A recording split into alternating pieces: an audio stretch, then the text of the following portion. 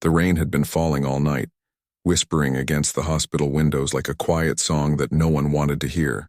Inside room 207, the lights were dim, and the steady sound of the heart monitor filled the air. The small figure lying in the bed hadn't moved for months. Her name was Lily.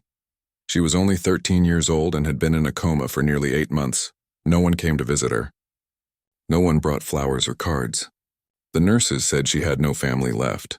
No mother, no father, no relatives who cared enough to check on her.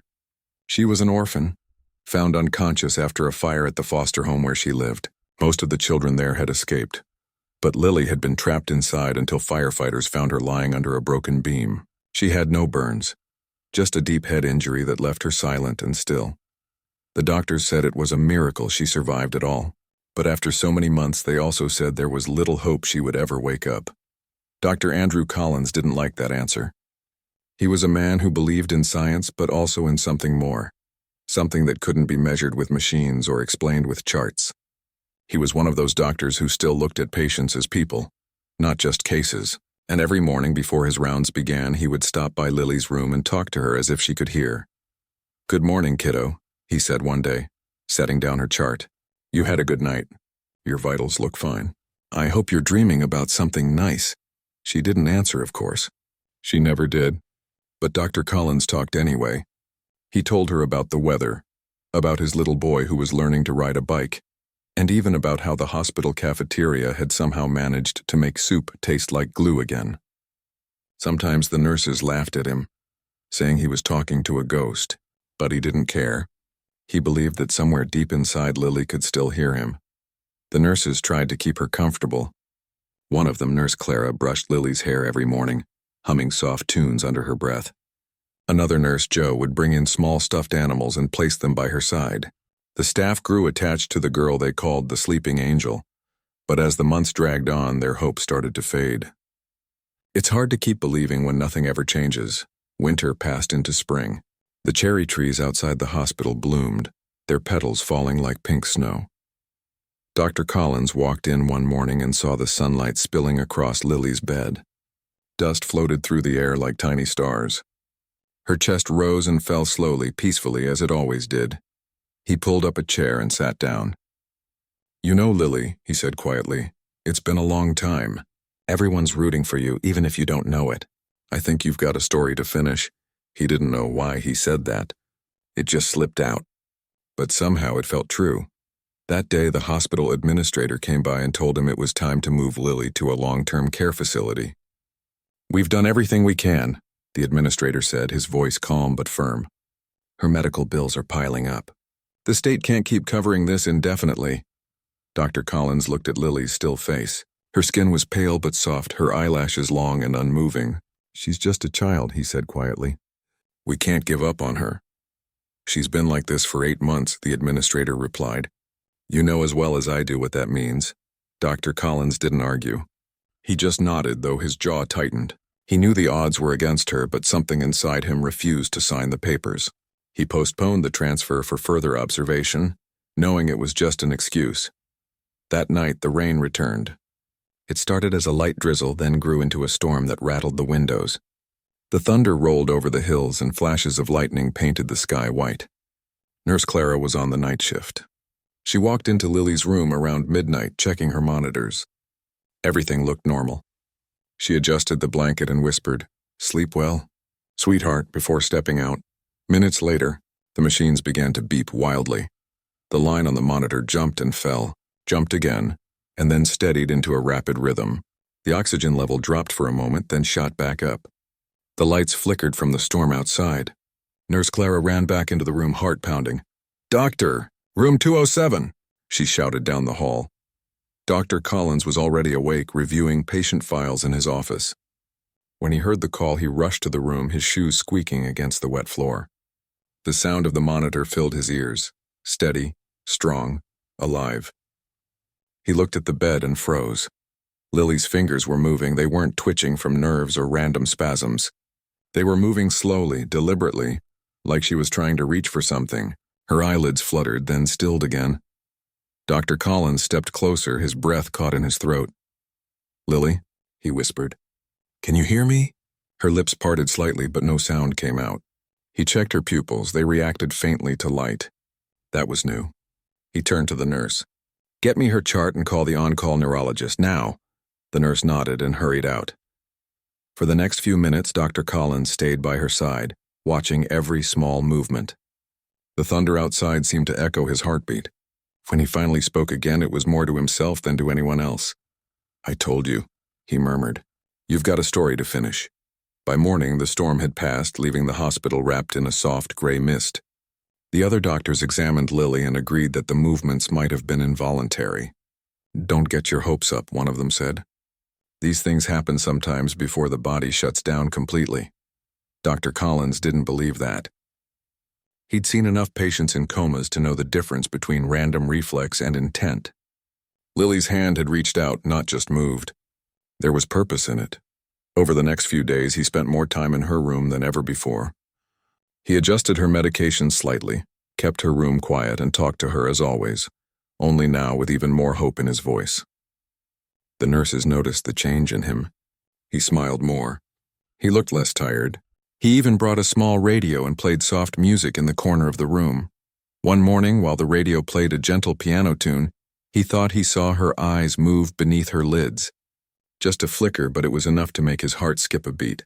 "Lily," he said softly. "If you can hear me, move your hand again." Nothing happened. He waited a few seconds longer, then sighed. "That's okay. I'll wait." He stood up to leave, but then he saw it. Her index finger twitched once, twice, then fell still. He froze. "Nurse?" he called, but no one heard. He leaned closer. "Do it again, Lily, please." Her hand didn't move this time, but he didn't need more proof. He knew something inside her was fighting its way back. Days passed, and the hospital buzzed quietly around them. Most people didn't even know what was happening in room 207. Life went on as usual. Doctors rushing through halls, stretchers being wheeled, machines humming, phones ringing. But for Dr. Collins and the few nurses who still believed, each small change in Lily's condition felt like a miracle. Nurse Clara came in one afternoon holding a new blanket, freshly washed and smelling faintly of lavender. "I thought she might like something softer," she said. She spread it gently over the girl and smiled.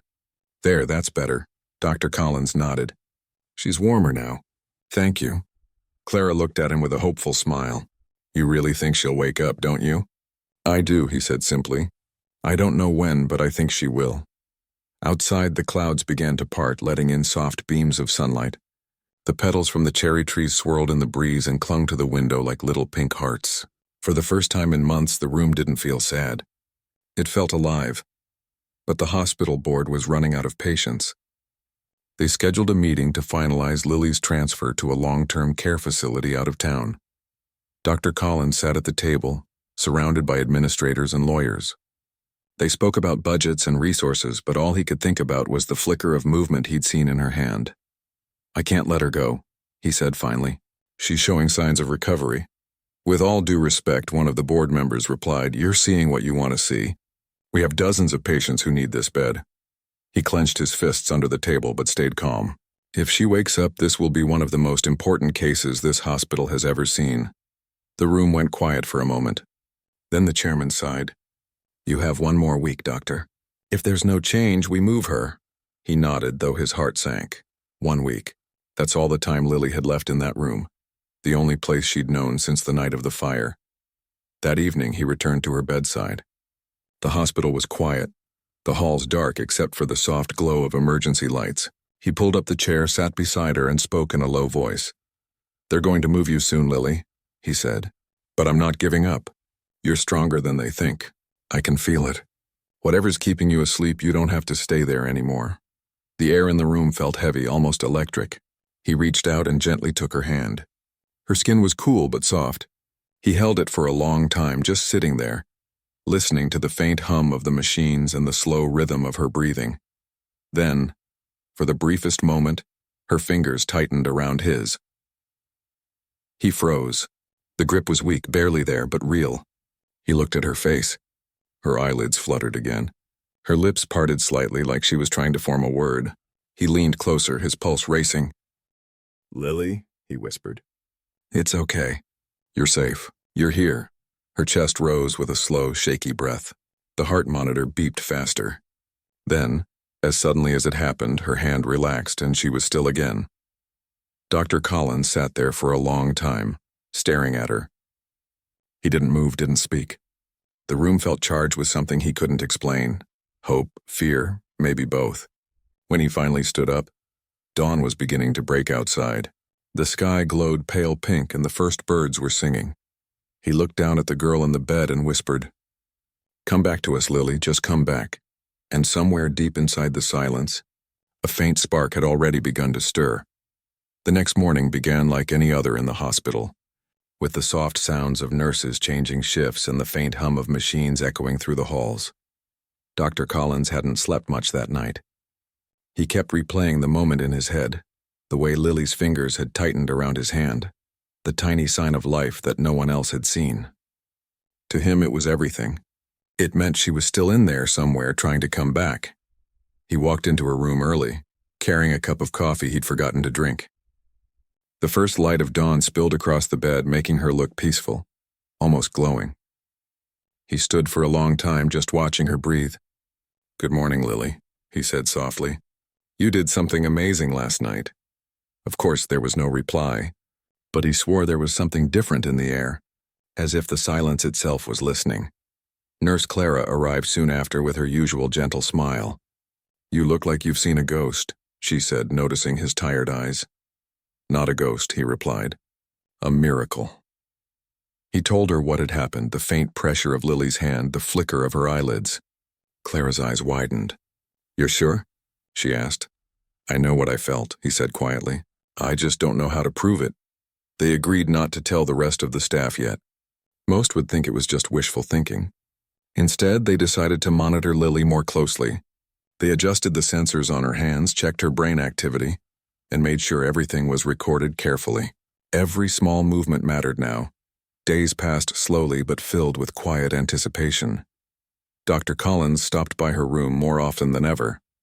He talked to her about everything, about his patients, about the flowers blooming outside, about the way the city smelled after rain.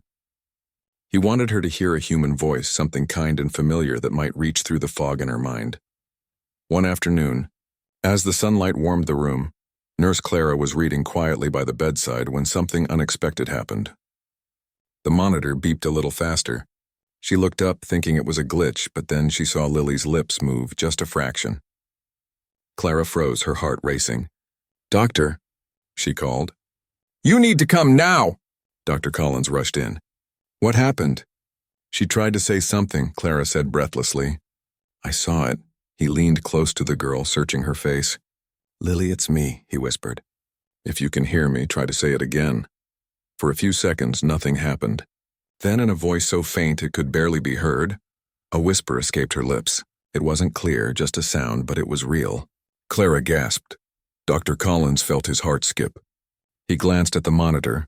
Her pulse was steady, her oxygen strong. She wasn't fading.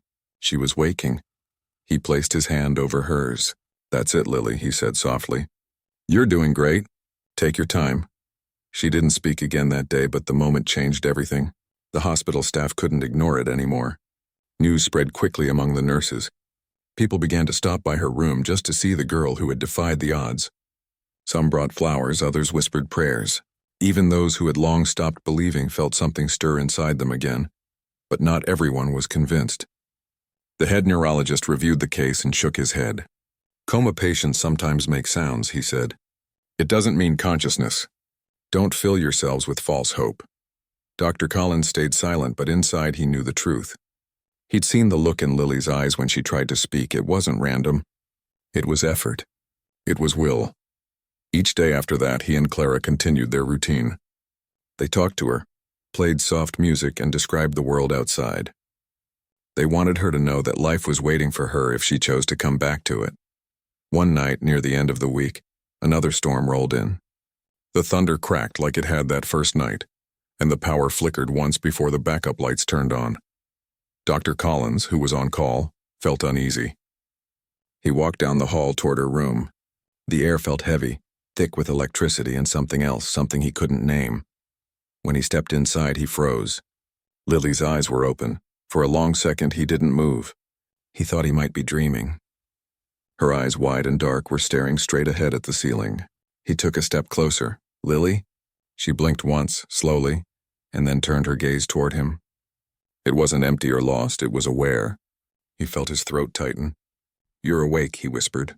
"Oh my God, you're awake." He hit the call button. Nurses came rushing in, one after another, but Lily didn't look at them.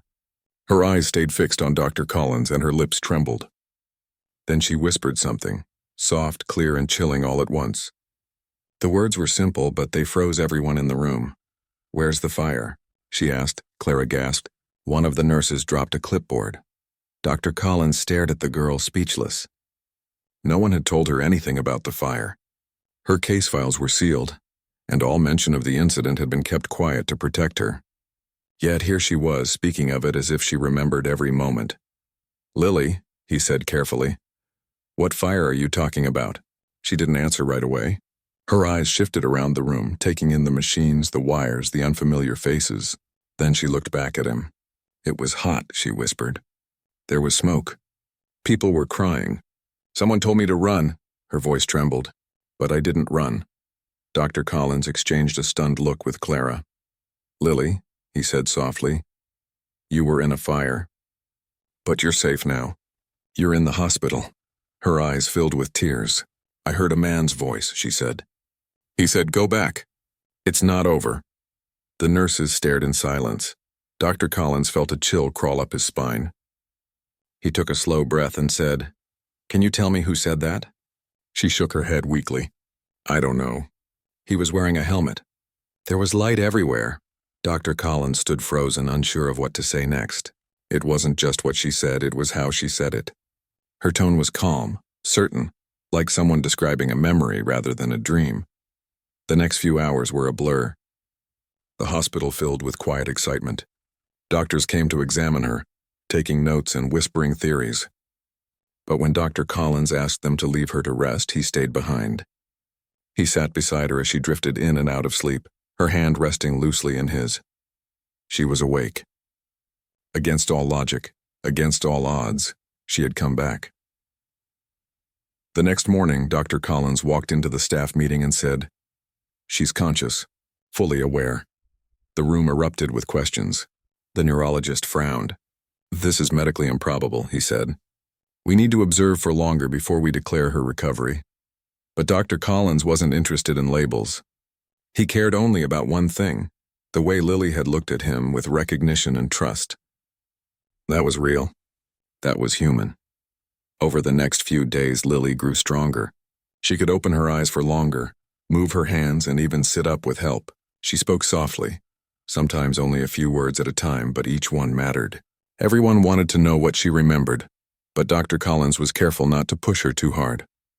One afternoon, while the sun poured into the room, Lily turned to him and asked, "Why did you stay?" He smiled faintly. "Because I knew you'd come back." She looked at him for a long time before whispering, "Someone told me you would be here." His smile faded slightly. "Who told you that?" "The man from the fire," she said simply. "He said you'd help me finish it." Dr. Collins didn't know what to say. He felt the same chill he'd felt the night she woke. There was something in her eyes, a strange mix of sadness and certainty that made him believe she wasn't just remembering. She was carrying something back from wherever she'd been. That night, long after visiting hours ended, Dr. Collins sat in his office, staring at her file. The words "no known relatives" were underlined. There was no record of who her parents were, no photos, no belongings found with her. She had come from nowhere, and now she was speaking of things no one had told her. He picked up the phone to call the authorities, his hand trembling slightly.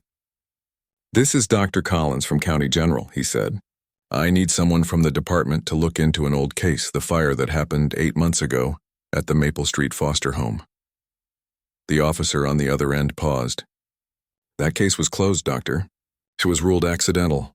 "I'm aware," Dr. Collins said quietly, "but I think one of the survivors remembers something different." There was silence on the line before the officer replied. "Different how?" Dr. Collins hesitated. "She says someone told her it wasn't over." The officer's tone changed. "We'll send someone down." As he hung up the phone, he looked out the window at the city lights blinking in the rain. He didn't know what was coming next, but he had a feeling this was only the beginning. Back in room 207, Lily slept peacefully under her lavender blanket. But even in her sleep, her lips moved slightly, forming words no one could hear. And if anyone had been close enough, they might have caught a whisper that sent a shiver down the spine. "It wasn't an accident," she murmured. The day after Lily whispered those strange words, the hospital felt different. It wasn't something you could see, but something you could feel. The kind of quiet that happens when everyone is waiting for something to happen. The story of the orphan girl who woke up after months in a coma had already spread through the building. Some called it a miracle, others said it was luck. But to Dr. Collins, it felt like the beginning of something he couldn't explain. He spent most of the morning at his desk, going through Lily's file again. Every note, every scan, every report told the same story. A girl found unconscious near a burned building, no known family, and no visitors since she arrived. He had read it 100 times, but now the details felt different. It wasn't an accident. That's what she had said in her sleep. And deep down he knew those words weren't random. Later that day, an officer came to the hospital. His name was Officer Grant, a calm man with kind eyes and a tired look that said he had seen too many sad things in life. Dr. Collins met him in the hallway outside Lily's room. "She's stable now," the doctor said quietly. "Physically, she's doing well. But mentally, I think there's more she remembers than she's ready to say." The officer nodded. "I read your message. You said she mentioned the fire." "Yes," Collins replied. "And something about a man with a helmet. She said he told her to go back." Grant frowned slightly. "A helmet? Like a firefighter's?" "Possibly," Collins said, "though it could have been part of a dream." The officer sighed.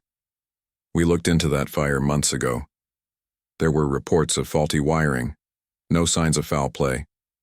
He paused, then added, "But if the girl remembers something new, we'll check again." Dr. Collins hesitated before speaking. "Please be careful with her. She's fragile. I don't want her frightened." Grant nodded. "I'll be gentle." When they entered Lily's room, she was awake, staring out the window. The sunlight made her hair look golden, though her skin was still pale from so many months of rest. She turned slowly as they came in. "Hello, Lily," Dr. Collins said softly. "This is Officer Grant. He just wants to talk to you for a bit, if that's okay." She looked at the officer, then back at the doctor, as if searching for permission. He gave her a reassuring nod. Grant smiled kindly. "You've been very brave, young lady. I just want to ask a few questions. Is that all right?" She hesitated, then whispered, "Okay." The officer pulled a chair beside her bed. "Do you remember the night of the fire?" he asked gently. Lily looked down at her hands. For a moment she didn't speak. Then slowly she nodded. "I remember smoke. I remember crying. There were other kids. I tried to help one of them, but..." Her voice faded. "Someone pulled me back." "Do you know who it was?" She shook her head. "He had a helmet on. There was light behind him. I couldn't see his face." Dr. Collins watched her closely. Her pulse was rising, but she wasn't panicking. She was remembering. "What did he say to you?" Grant asked. Her eyes lifted, and her voice became a whisper. "He said, 'It's not over, you have to go back.'" The room went quiet. Grant wrote something down, his pen trembling slightly. "Do you think he was real?" he asked carefully. Lily frowned a little. "He felt real. He touched my hand. I wasn't supposed to wake up, but he told me to." The officer nodded slowly, unsure of what to make of it. "Thank you, Lily. That helps more than you know." After he left, the room felt still again. Dr. Collins sat beside her, his voice soft. "You did great, Lily. I'm proud of you." She looked at him with tired eyes. "Was it really just an accident?" she asked. He hesitated. "That's what they believed before. But maybe now, they'll look again." She didn't speak for a moment. Then she said quietly, "Someone wanted that fire." His chest tightened. "Why do you say that?" Her eyes were distant, filled with something he didn't understand. Because I heard people shouting before the fire, I heard someone say, "Lock the doors." Dr. Collins froze. "Are you sure?" She nodded. I remember the sound of the key turning. That night Dr. Collins couldn't sleep. He sat in his office, staring at the rain sliding down the window. What Lily said couldn't be ignored. If she was right, then everything about that fire had been a lie. The next morning, Officer Grant returned. He looked uneasy. "We rechecked the old reports," he said quietly. "There were things that don't add up. The building's exit doors were supposed to be unlocked. But one of the firefighters mentioned something strange back then, a door that wouldn't open from the inside. It was written off as a jammed frame. Maybe it wasn't." Dr. Collins frowned. "And the man with the helmet?" Grant sighed. "There was one firefighter who didn't make it out that night, a man named Thomas Reed. He died trying to save the last group of kids. No one ever found his body." The doctor felt a chill. Lily said the man told her to go back. What if it was him? Grant gave a half smile, though it didn't reach his eyes. "Doctor, ghosts don't talk. But if she remembers him, maybe he did reach her before he went down." After the officer left, Dr. Collins sat alone, thinking about that name. Thomas Reed. Something about it lingered in his mind. He decided to do what he always did when something didn't make sense: go see for himself. That evening, when his shift ended, he drove out to the site where the old foster home once stood. The area had been fenced off, the building reduced to ashes and rubble long ago. Only part of the foundation remained, surrounded by wild grass. The wind was cold and sharp, carrying the faint smell of burnt wood even after all those months. He stood there for a long time, listening to the sound of the trees moving. In his mind, he tried to imagine what had happened that night. Children running, fire roaring, a man shouting directions through the smoke. Somewhere in that chaos, a small girl was pulled out and somehow lived. And now she was remembering things no one else could. As he turned to leave, something caught his eye near the edge of the rubble, a small metal badge half buried in dirt. He knelt down and brushed it off. It was blackened from the fire, but the engraving was still visible. T. Reed. He stared at it for a long time, then slipped it carefully into his pocket. When he returned to the hospital, Lily was awake again, her eyes calm but thoughtful. "You went there," she said softly before he could speak. He blinked. "How did you know that?" She smiled faintly. "I saw it, the burned house, the wind." He swallowed hard. "Lily, I found something there, a badge. It belonged to the man you saw." She nodded slowly, as if she already knew. "He said he couldn't leave until I told the truth." "The truth about what?" he asked gently. She looked out the window, her expression distant. "Someone set that fire. It wasn't the man in the helmet. It was someone who worked there. They didn't want people to find out." Dr. Collins felt a wave of unease. "Find out what?" Lily turned her gaze back to him. Her voice was steady, almost too calm for someone her age. "That the home wasn't safe. Some of the children disappeared before the fire." He felt his stomach twist. "Lily, are you sure you're not confusing memories? It's okay if—" "I'm sure," she interrupted softly. "He showed me." Her words hung in the air like smoke. Dr. Collins didn't know what to say. He couldn't dismiss her, not after everything that had happened. But the weight of what she was saying was too heavy to ignore. That night, after Lily had fallen asleep, he called Officer Grant again. "You need to reopen the case," he said firmly. "There's more to it than a faulty wire. I've seen the place myself. Something's wrong." Grant hesitated. "What did she tell you?" Dr. Collins took a deep breath. "That someone locked those doors, and that children went missing before the fire." There was silence on the other end for a long moment before the officer finally said, "All right, doctor, we'll look again." When he hung up, Dr. Collins leaned back in his chair, exhausted. The hospital was quiet, the hallways dim except for the soft glow of the nightlights. Outside, rain began to fall again, tapping gently against the windows. He thought about Lily's words, about the man in the helmet who told her to come back, about the missing children, about the fire that wasn't an accident. He didn't know what kind of truth was waiting to be found, but one thing was clear: this was only the beginning. In her room, Lily slept peacefully, but her dreams were not quiet. In her sleep, she saw the fire again, the flickering lights, the smoke, and the man who stood between her and the flames. He held out his hand, smiling gently. "Almost there," he whispered. "Tell them what you saw." Lily woke suddenly, her heart pounding, the echo of his words still ringing in her ears. The rain outside had stopped, and the first light of morning was breaking through the clouds. She looked toward the doorway as if expecting to see someone there. For a moment she could have sworn she saw the faint outline of a man in a firefighter's uniform standing in the hall, watching her quietly. But when she blinked, he was gone. The monitor beside her beeped softly. She lay back down, staring at the ceiling. Her lips moved in a quiet whisper meant only for herself. "It's not over," she said. "Not yet." The days following Lily's words were filled with a tense energy that no one could ignore. The hospital was alive with quiet anticipation, but for Dr. Collins, the pressure felt heavier than ever. He knew what Lily had said could not be brushed off. If her memories were correct, the fire at the foster home was not just an accident, and there were truths buried in those ashes that had never been discovered. Officer Grant returned to the hospital, this time with a team ready to examine the case more closely.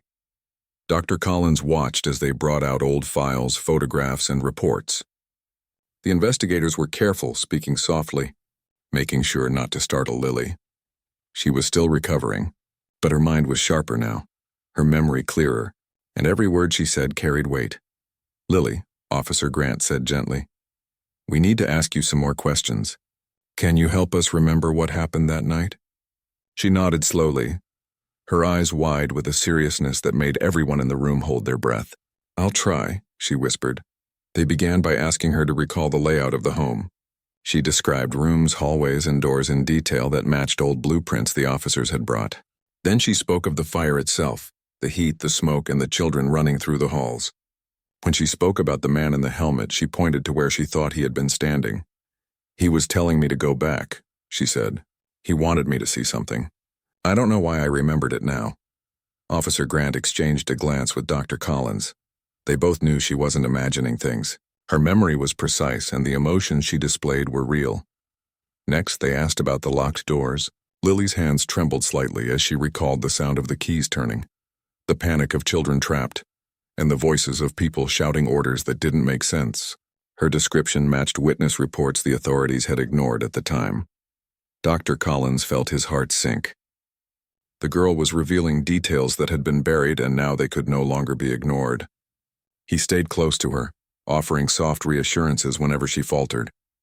Over the next few days, the investigation intensified. Officer Grant and his team visited the site of the former foster home, carefully searching for any remaining evidence. They discovered parts of the old foundation that had been overlooked, including pieces of metal that indicated doors had indeed been forced shut.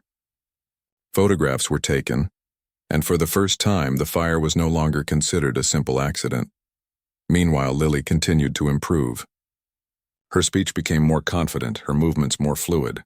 She drew sketches of the man in the helmet and the scenes she remembered from that night. When Dr. Collins looked at the sketches, he felt a chill. There was a clarity in her drawings that made the tragedy of that night even more real. One evening, Lily pointed to a figure in one of her sketches. "He's different," she said softly. "The man who told me to come back. He wasn't supposed to be there." Dr. Collins studied the sketch closely. The figure looked like a firefighter, but there was something ethereal about him, as if he existed between the world of the living and the dead. "You mean Thomas Reed?" he asked gently. She nodded. "Yes, he saved us. And he wanted me to tell the truth." The next day, Officer Grant returned with news. The investigation had uncovered records of children who had gone missing before the fire. Some had been quietly moved to other facilities, but the circumstances surrounding their disappearances were suspicious. One administrator, now long retired, had been implicated in questionable decisions, including ignoring safety violations and locking doors to control the children. Dr. Collins felt a mixture of relief and sorrow. The truth was emerging, but it came at the cost of a deep tragedy. Lily, however, seemed determined. She wanted to know everything, to piece together the story of the home she had survived. As the investigators continued, Lily began to recall details that even Dr. Collins found hard to believe. She remembered voices, the layout of hidden rooms, and the expressions of people she had seen only once. Each memory added another piece to the puzzle, creating a clear picture of what had really happened that night. Officer Grant carefully documented everything. "We have enough now to reopen the case officially," he said. "With Lily's testimony and the physical evidence, we can pursue justice for those who suffered." Dr. Collins watched Lily, amazed at her resilience. After months of silence, she was now the central figure in uncovering the truth. Her survival was more than a miracle. It was a key to solving a long-forgotten mystery. One afternoon, Lily sat quietly in her room, staring at her sketches. She held a small pencil tightly, her brow furrowed. Dr. Collins came to sit beside her. "What are you thinking about?" he asked softly. "I'm trying to remember everything," she said, "even the smallest things. He told me to tell them everything or it wouldn't be over." Dr. Collins nodded. "And you're doing it. You're helping everyone understand what really happened." A few days later, the authorities located the retired administrator. They interviewed him extensively. His answers were evasive and his demeanor grew defensive as details of the fire and the missing children were brought up. Eventually, he disappeared before charges could be pressed, leaving the investigators with only the records and Lily's testimony to work with. Dr. Collins knew that even though the administrator was gone, the truth had been revealed. Lily had remembered, she had spoken, and her courage had forced the investigation to continue. Meanwhile, her health improved steadily. She began walking with assistance and her speech grew stronger each day. The nurses grew fond of her, often lingering in the room just to talk or read stories. But it was Dr. Collins who spent the most time with her, gently guiding her through the process of understanding what had happened. Lily began asking questions about the firefighter, Thomas Reed. Dr. Collins explained what little was known, that he had died trying to save the children, that his bravery had gone largely unrecognized, and that he had likely prevented a greater tragedy that night. She listened intently, her eyes wide. "He saved us," she whispered, "even when no one else could." "Yes," Dr. Collins said softly. "And he helped you come back so the truth could be told." The days turned into weeks. The case continued to unfold, revealing more about the lives affected by the fire. Documents showed how some staff members had ignored safety protocols, and testimonies confirmed that certain doors had been deliberately locked. Each new discovery added weight to Lily's memories, proving that her recollections were accurate and invaluable. Throughout it all, Lily remained focused, her mind working like a puzzle solver, putting the pieces together. She spoke with Dr. Collins each night, reviewing what she remembered, sketching diagrams, and sometimes whispering to herself as if Thomas Reed's voice was guiding her. One evening, as the rain tapped gently against the hospital windows, she said quietly, "He stayed with me." Dr. Collins looked at her. "Who?" "The man in the helmet. He didn't leave until I woke up. He made sure I remembered everything. He wanted the truth told." Dr. Collins nodded. "And you're telling it now, Lily. You're being very brave." She smiled faintly. "I have to. For the others." Soon, the reopened investigation led to the discovery of hidden documents and photographs that had been forgotten in storage. They showed the conditions of the home, the locked doors, and evidence of neglect that had gone unnoticed. Even though the administrator had vanished, there was enough proof to understand the full scope of what had occurred. Lily's role in uncovering these truths was recognized by the authorities and the hospital staff. She had not only survived but had become the voice for the children who could no longer speak. Her resilience inspired those around her, and the hospital became a place where her courage was celebrated daily. One morning, as the sunlight poured through her window, Lily whispered to Dr. Collins, "It's over, isn't it?" He looked at her with gentle eyes. "For now, yes. The truth has been told and justice will follow, but your courage will always be remembered." She smiled softly. "I know he's proud." Dr. Collins nodded, understanding fully. Thomas Reed had saved her life, and through her the story of what had really happened that night would live on. Lily's voice, her memory, and her bravery had uncovered a hidden truth and brought light to a dark past. Even though she was still young, Lily had proven that one child's courage could change everything. She had awakened not only from a coma, but from a long silence that had hidden the truth. And now, with the investigation moving forward and the memories she held being shared, the world would never forget the orphan girl who spoke life-changing words and revealed the secrets of that tragic night. The weeks that followed felt surreal for Lily and everyone involved. The story of the orphan girl who had woken from a coma and recalled the hidden truth about the fire had captured the attention of the hospital staff, the authorities, and even local journalists. For Lily, though, the attention was secondary. What mattered most was understanding her own memories and helping bring closure to the children whose stories had been forgotten for so long. Dr. Collins remained by her side through it all. Every day he would sit beside her bed, sometimes holding her hand, other times just observing as she worked quietly on her sketches and notes. Each drawing told a story, each word she spoke carried weight, and every detail she remembered seemed to unlock another piece of the past.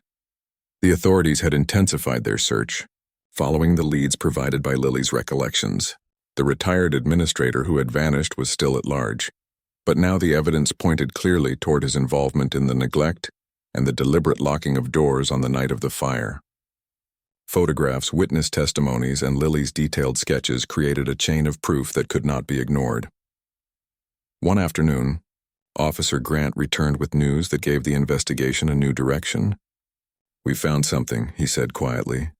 "A warehouse he used to own had documents that show he was aware of the hazards at the foster home. There are also records that indicate he moved children without proper documentation. This is big, Doctor. Really big." Dr. Collins felt a mix of relief and concern. "We need to be careful with Lily. She's still processing everything." Grant nodded. "Of course. We'll handle it delicately." Meanwhile, Lily continued to grow stronger. She walked confidently with minimal assistance and spoke with clarity about her memories. She began to piece together not only the events of the fire, but also the moments that came before it, the days at the foster home, the routines of the staff, and the interactions with other children who had gone missing. Each memory brought a wave of emotion, but she faced them with courage that inspired everyone around her. One evening, as the sun dipped low in the sky, casting long shadows across the hospital room, Lily turned to Dr. Collins. "Do you think they'll ever find him?" she asked softly. He looked at her, choosing his words carefully. "I hope so. But even if they don't, the truth is out now. You've made sure that what happened will never be forgotten." She nodded, her eyes glistening. "I just wish the other kids could know it's over." Dr. Collins squeezed her hand gently. "They'll know, Lily, and you've made that possible." Days later, the authorities tracked the retired administrator to a small town several hours away. They coordinated with local police and finally managed to arrest him. The charges were serious: negligence, endangering children, and falsifying records. The news spread quickly, and for the first time, there was a sense of closure for those who had been affected by the fire. Back at the hospital, Lily heard about the arrest from Dr. Collins. She smiled faintly, relief washing over her face. "It's done," she whispered. "Yes," he replied softly. "It's finally done." With the case officially moving toward resolution, Lily began to focus more on her own life. She spent time reading, drawing, and slowly reconnecting with the world outside her hospital room. The staff encouraged her to take short walks outside, and soon she was able to enjoy the fresh air and sunlight, feeling the world around her in ways she hadn't been able to for months. One morning, as she sat by the window watching children play in the hospital courtyard, she spoke quietly to Dr. Collins. "Do you think he knew I would remember?" He nodded thoughtfully. "Thomas Reed? I think he did. And he made sure you could share the truth. You were the one he trusted to finish what he started." Lily looked out at the playground, her small hand resting on the window pane. "I hope he's proud." "He is," Dr. Collins said, his voice firm. "You've done something extraordinary." As the weeks passed, media outlets began covering the story in a careful, respectful way. They focused on Lily's bravery, her memories, and the discovery of the truth behind the fire. Interviews were conducted with the investigators, the hospital staff, and even Officer Grant, who praised Lily's courage and clarity. Yet throughout all the attention, Lily remained grounded. She continued her sketches and notes, quietly ensuring that every detail was preserved, not for fame or recognition, but for truth and remembrance. One afternoon, a letter arrived for Lily at the hospital. It was from the children's advocacy group that had been following the case. They expressed admiration for her bravery and included a small medal in honor of her courage. Lily held it carefully, her fingers tracing the smooth edges. "It feels like he's here," she said softly to Dr. Collins. He nodded, understanding fully. "He's proud of you, and so is everyone else who knows your story." Months passed and Lily's health continued to improve. She was eventually discharged from the hospital, but remained in contact with Dr. Collins and the nursing staff.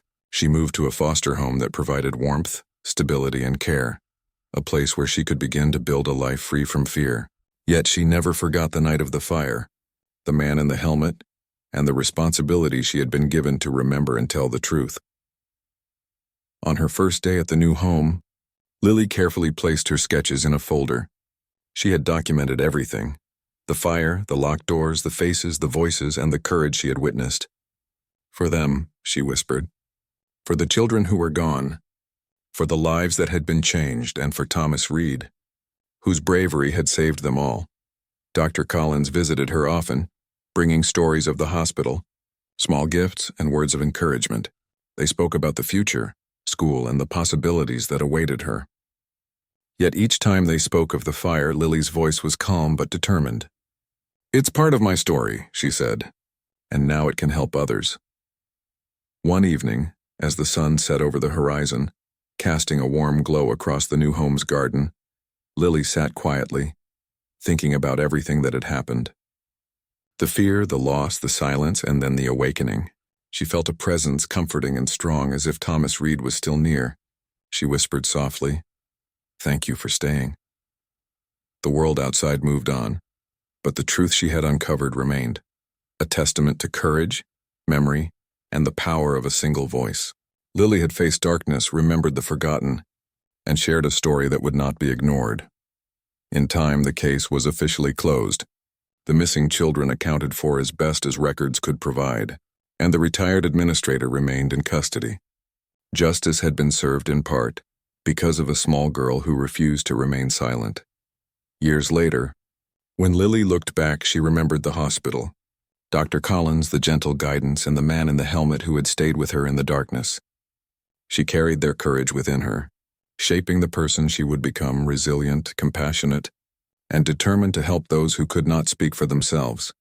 The story of the orphan girl who woke from a coma and revealed the hidden truths behind a tragic fire became a symbol of hope and bravery.